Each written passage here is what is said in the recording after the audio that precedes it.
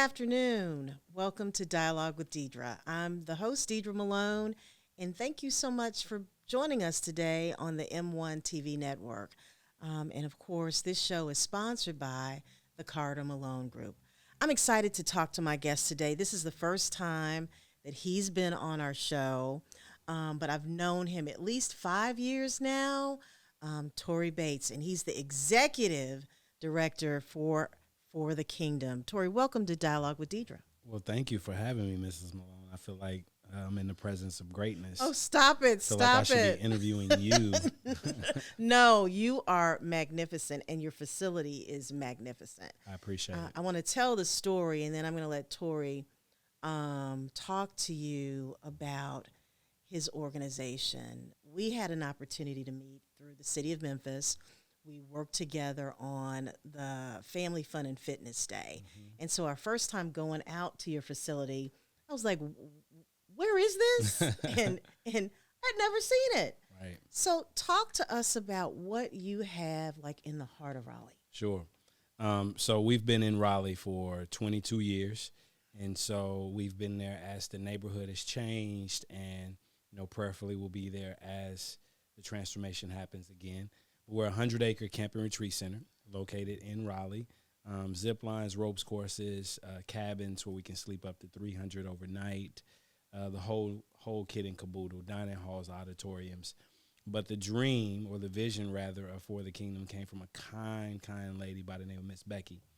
And she was taking her kids to school one day, and she had this vision that there needed to be a place in Memphis where black and brown children could go in the summertime.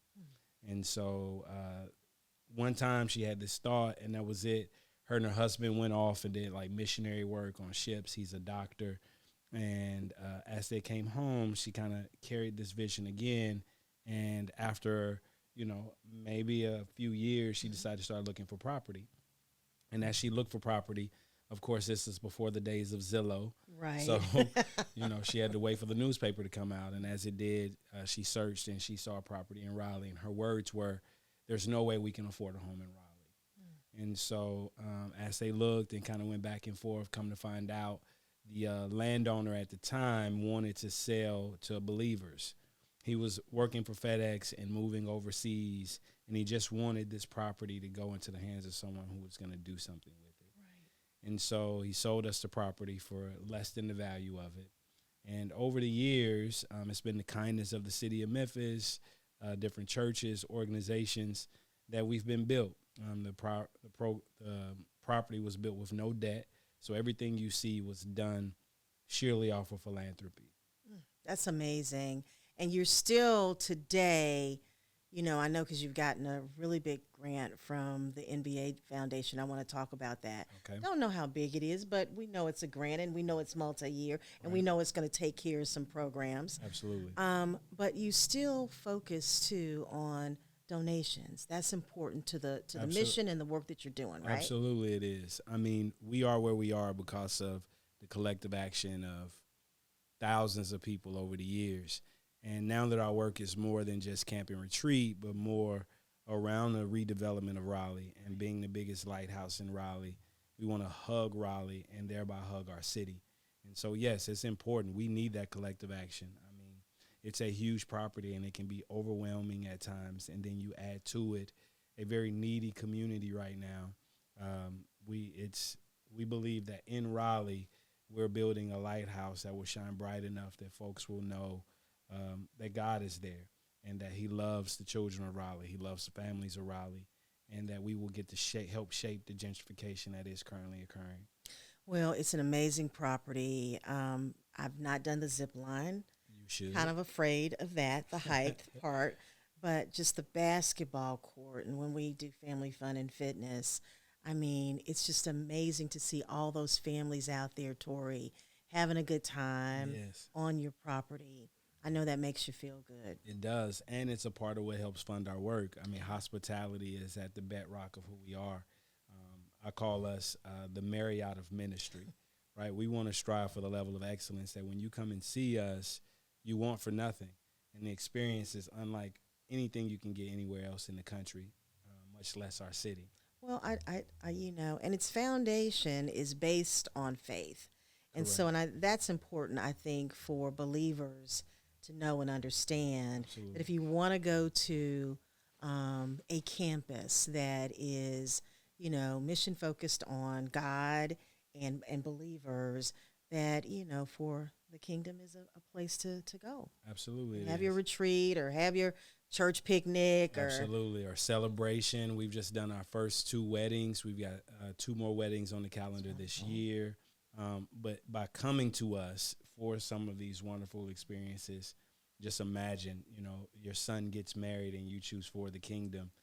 That event helps fund disenfranchised children having a meal or coming to camp or getting literacy or their family being able to shop in our grocery store. I mean, it could do a number of things. So let's talk about that. I know in March we helped you announce the fact that the NBA Foundation did give you an NBA. I'm saying NBA. NBA Foundation gave For the Kingdom a multi-year grant. What are you going to do with that funding? So for 2 years, we piloted a opportunity we call Lead Academy. And that opportunity allows us to be able to take young people, really 16 to 24, and put them on a track that essentially turns the model of education upside down.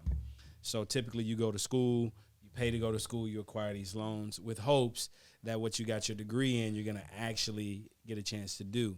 So what we did was that we piloted for 2 years where we took the top 10% at our local high schools, making a 3.5 GPA or better, and we put them in a 190-day program that did like development of their inner man, character development, and then we allowed them to choose a trade: culinary, entrepreneurship, construction, agriculture.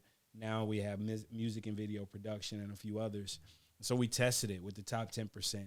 And out of that, we graduated 8 of those children, right? So we came back. One of our local principals was having a problem. Our graduation rate was low. So we started with the bottom 10%. And so we came together.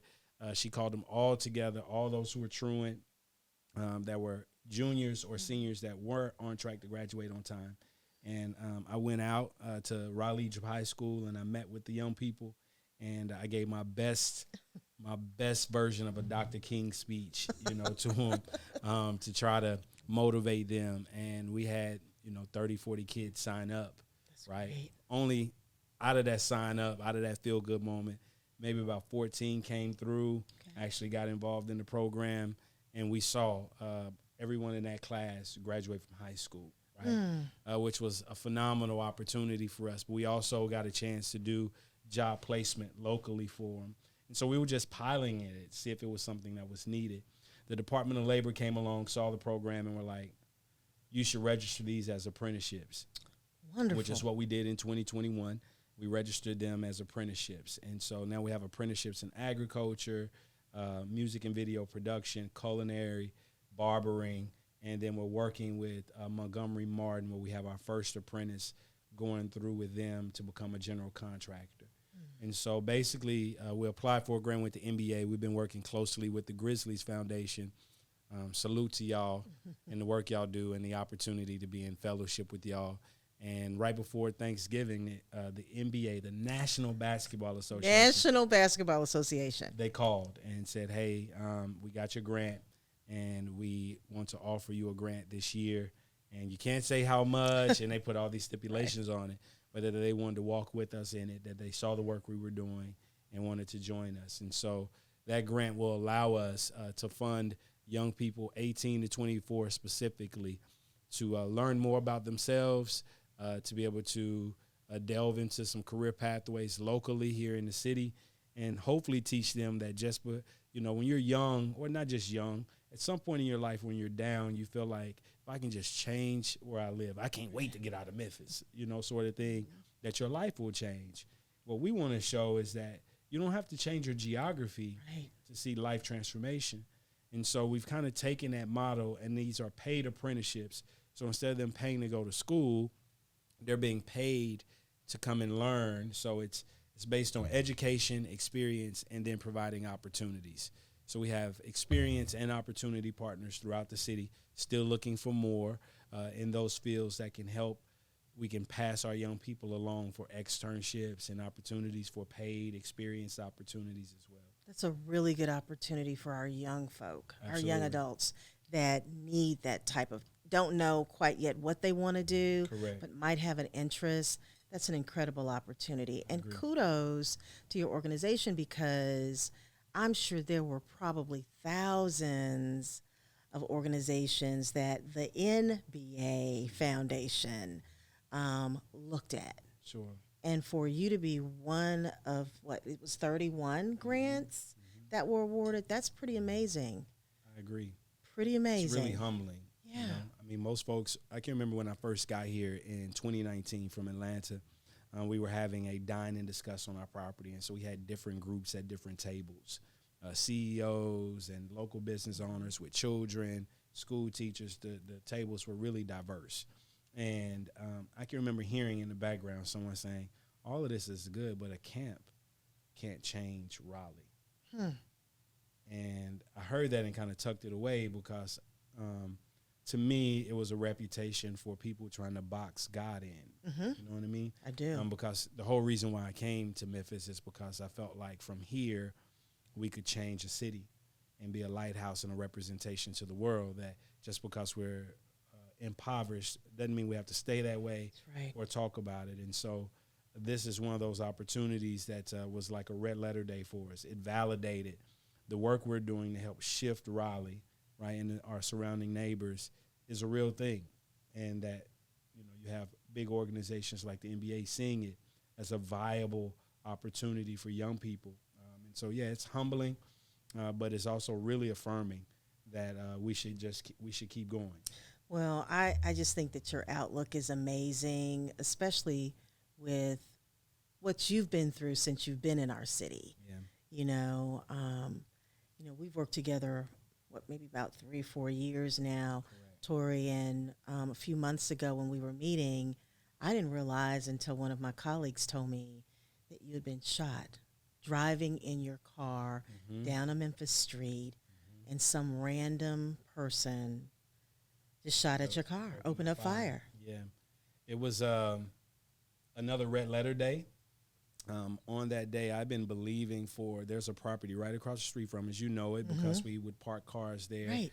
For large events. And I've been believing that property was for us to build a larger for the kingdom, for workforce development, for housing for children who've aged out of foster care, who don't have a place to live.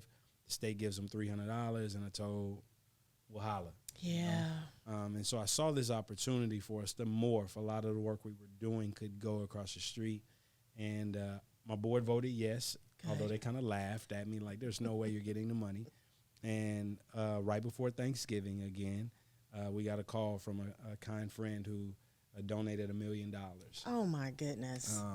Part of that to buy the property across the street, and the rest to do the research and development, hire architects and engineers to begin the process of development. Blessing. And the same day I got the keys for that property, there was a gate in the front. 3 hours later, I was off South Parkway, and yes, someone opened up fire on me. 16 shots in my vehicle, 7 of them aimed right at my head. One actually coming through the windshield, striking me in the face. And I looked up, and I live in Raleigh, and so I hear gunfire, but I'm not familiar enough with it to like. Right. So it sounded like bottle rockets initially, and then I started seeing the indentions in the windshield. And when it hit me, blood immediately started gushing from my face like a faucet. So I'm looking in the mirror, and I see blood just flowing. And, you know, I did my best version of Dukes of Hazzard, or, you know what I mean? Just trying to try to get out of the way. And I can't really take any credit for the moment. But it was an opportunity where the Spirit gave me the chance to guide myself to the hospital with my wife on the phone. And I got to Methodist South, and they took me, and I ran into the hospital. So you drove yourself to the hospital? I had no idea where I was or how to get there. And so I was just out of harm's way. And I realized my GPS was kind of like spinning. And so I called my wife, and I told her I'd been shot. And she was like, you need to get to a hospital, kind of like, I know, baby. Yeah, and so, right. But she helped calm me down in that moment as much as she could. And once the GPS stopped spinning, I was able to put in my GPS, and it said 4 minutes away, right? And so I was right there at this juncture where I could have gone on the highway, but I jumped the median, and I turned around, and I got to the hospital, and they took me in. And so Methodist South isn't a trauma hospital. Right. And so they did everything they could to stop the bleeding. And while I was waiting, the police showed up. My phone, because I had been jumped right before that, right at a gas station on the corner before the shots occurred. So I dropped my phone, right? Okay. And so when I dropped my phone, my wife and I, we share our location, right? Okay. So my wife was telling the police officers, hey, he dropped his phone. Here's this location. Here's the location of where this occurred. No one went out to the location. Instead of going out, they questioned me for 2.5 hours while I'm still bleeding from my face, keeping me from the care that I needed. And so 2.5 hours later, I was put in an ambulance and transported to Regional 1. To the trauma center. And when I pulled in, both sides of the hallway were lined with nurses and doctors, and I felt loved in that moment, And they brought me in, they did x-rays, and then they put me in ICU where I just kind of waited. There were no rooms, they were overcrowded, and the only thing that covered me was a loose sheet. And I'm laying there not knowing if I'm living or I'm dying, not knowing what's going to happen next, and I could hear very clearly the Lord telling me that I was going to rise, that this wasn't it for me. And I'm watching men come in with bullet wounds straight through their heads, and I'm watching people being rushed in and out of surgery. And I realized there was something for me to see that day. And after about 3 hours, they came to me and they said, "You got to be the luckiest man in the world." Where the bullet sits is like a book being open, and the bullet is sitting right here, and the book is closed. My word. So it's better for us to leave the bullet in than to take it out. So when the bullet hit me, it was the muscle around where it hit. Just kind of closed over. Located it as a foreign object and began to wrap it with the muscle. And so in that 5 hours, I say God was already doing surgery. Right. And so I left the hospital that day, and I went home. That day, Torrey? 5 hours later, they released me home, no medication, no nothing, which was a little weird. Yeah. But it looked like fast food care because they were so overwhelmed by how much trauma happens in our city, And so I went home 5 hours later with hey, follow up with your physician, with a bullet in my neck. And the first time I looked in the mirror, my face was 3 times larger than what it was. My face continued to swell over the days and weeks to come. And when I went to go see my primary care physician, he said, "Hey, you were 2 millimeters from either being paralyzed on your right side without having the ability to speak, or you would have died instantly." Let me just say, full disclosure, my husband is a physician with Regional 1, with one of the clinics, and I was interviewing former Mayor Luttrell yesterday and current Mayor Harris about Regional 1 and about, the need funding for is needed. A new hospital because they're the level 1 trauma center for our region, and the hospital is crumbling. They didn't have enough beds. You could tell that it wasn't those who were working fault. Right. They didn't have literally my room was a hallway. Here I am, a gunshot victim. Right.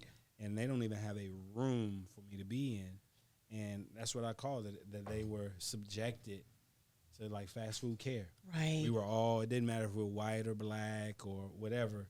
We were all like cheeseburgers, you know what I mean, in a fast food care situation, because they didn't have the resources they needed to be able to do everything for everyone. And yet, I'm grateful. Well, let me just say, and you're just like a walking testimony, though. Absolutely. To being a believer who has gone through something traumatic, and, God surrounded you to take care of you, but you still have that bullet. And are the doctors saying that it's probably just going to stay there and not move? That is a real blessing, Torrey. Absolutely, it is. As a believer, I think that there were times I've always been a rebel.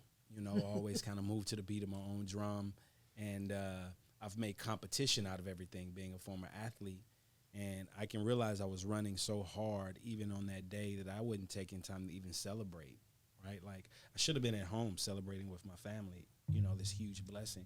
But I Million wasn't. dollars, $1 million, property purchase, had the key. Yes. But instead I felt unloved, unseen. I felt forgotten. Family was gone.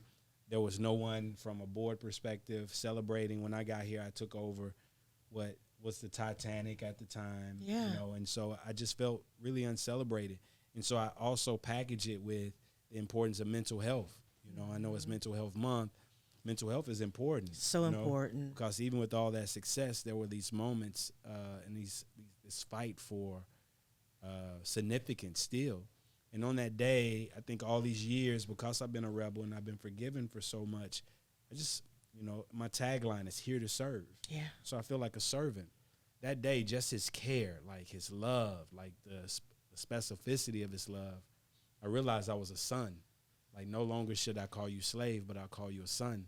And that day, I felt like he changed my name. Like you said, so I go by Yahweh's walking miracle. I love it. Because this another life I have is his. It's fully his. And what he does with this life is an act of his love. And so at this point, I'm just on display. Yeah. To be a vessel of love. And that's the reason I thought it was important. And I asked you before we started the show if we could talk about it because, you mentioned something too about mental health. Specifically African-American men have issues with thinking that they can handle everything and they can just push through. Sure. And even if you are a person of faith, God still has put in place people that can work with you and counsel you to try and help you make sure that you're really okay. Yeah. It's okay to talk to somebody. Yeah. Don't you think? Absolutely it is. I mean, therapy has been a huge part of my journey. I've been going to a place called Panthers Creek, which is out in Mississippi, and it combines horse therapy with a therapist.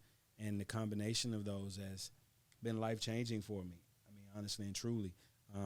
Like most men, like most people, but definitely most African-American men, I'm grinding, right? And so my work is a part of what I do to show my self-worth, to take care of my family, to leave a legacy. And I realized in that there isn't a balance.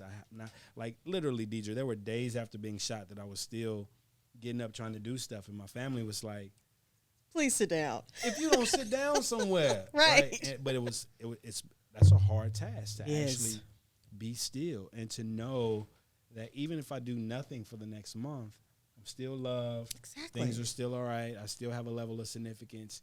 And that's hard for us.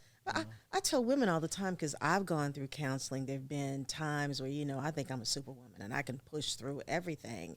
And sometimes your body will tell you, Torrey, you need to stop, you need to reflect, you need to talk to somebody because, you think you're superwoman, but you can't always departmentalize things, right?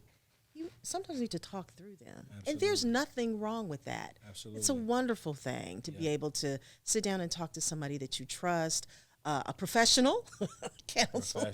You can talk to family and friends, but a professional can really kind of help you walk through those things and settle it. Right? It's the reason why many of us live so with secret addictions. Yes. It's because that is our therapy. You know what I mean? It's what I celebrate with. It's what I go to when I'm mourning.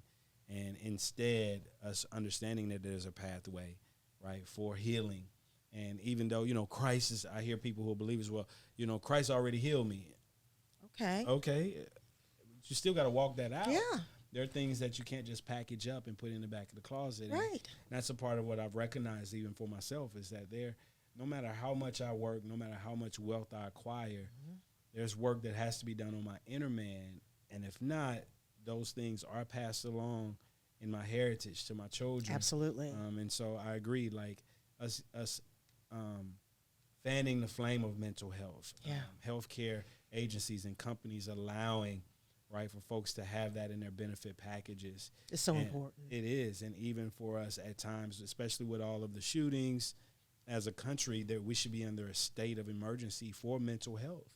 And I tell my boys all the time, because black men, Black women think that, we have it tough, but black men also have it really tough.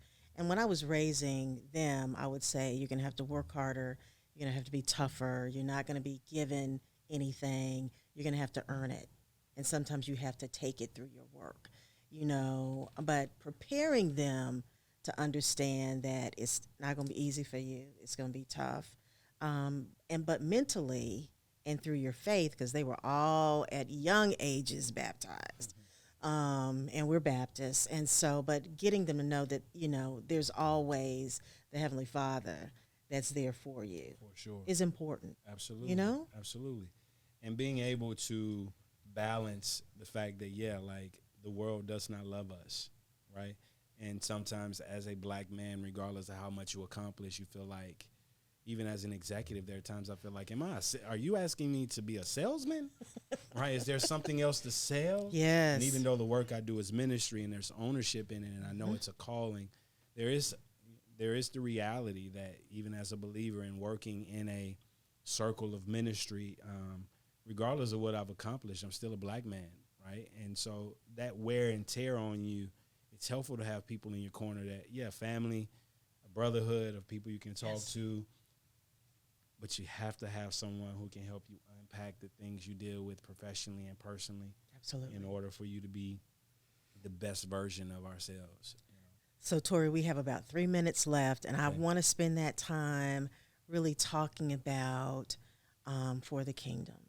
And why it's so important for people to, come to visit the facility, see what they can do at the facility, and then support it. Yeah. I think that there are very few places in the world that you can go that are for everyone. We've taken our hits for being just that, embracing everyone from the LGBTQ community we're really a place for everyone. There are churches that are designed based on denominations that are for a certain sex of people. Our politicians have a role, but it's kind of capped at a certain level, right? There's not many places that truly can embrace all people and be able to bring all people together. And I feel like that's the role of For the Kingdom. It is the development and transformation of a community. It is to provide a safe space for kids and development for kids. But all in all, it's to provide hope through life-changing experiences for all people. So I think it's important that every community, every city has a place where there's adventure for all, peace for all, laughter for all, a place for rest for all. And there is only one that I know of here locally. There are lots of camp and retreat centers, most of which are connected to different denominations of faith, right? And yes, although we're unashamedly followers of Christ, we're for all people, and we feel like that's reflected in our work. When you look at the work of Christ, he took a lot of hits. He goes to a party, and on one side sits a guy who's maybe smoking weed, and on the other side is a guy, right, who's doing something else, and then he's got this prostitute on the floor wiping his feet with her tears and with this expensive oil. And they're like, he's got a prostitute on his feet. He's sitting next to these guys. There's no way. And lo and behold, that's for the kingdom, right? Mm-hmm. It's being in the midst of such chaos that we exist. That's why people are like, you in Raleigh? And I feel like it's important that we understand that the work that we do exists in the chaos, and yet we are a place of peace that are for all people. And so in supporting For the Kingdom, you support a better Memphis. Yeah. So we're going to have Torrey come back because he's going to open a great facility for the community July 1? July 1st. July 1. And so we're going to have him come back and talk about that. And then I have to mention this. For the Kingdom has adopted over 30 schools where they do gardens, work with the students to do gardens, right, Torrey? Pre-suspension work, reset rooms. I love it. So, Torrey, thank you so much for being on Dialogue with Deidre. You can always come back. He's family. And so to our viewers, if you are not familiar with For the Kingdom, please visit the website at ftkmemphis.org. Make a donation, make an appointment to go out and tour the facility, and maybe sponsor a kid this summer who might want to go to one of the camps that they have out there. So I want to thank you for watching Dialogue with Deidre. We'll see you next Friday at noon, but make sure you follow us on YouTube on the M1 TV network. Thanks so much for joining us.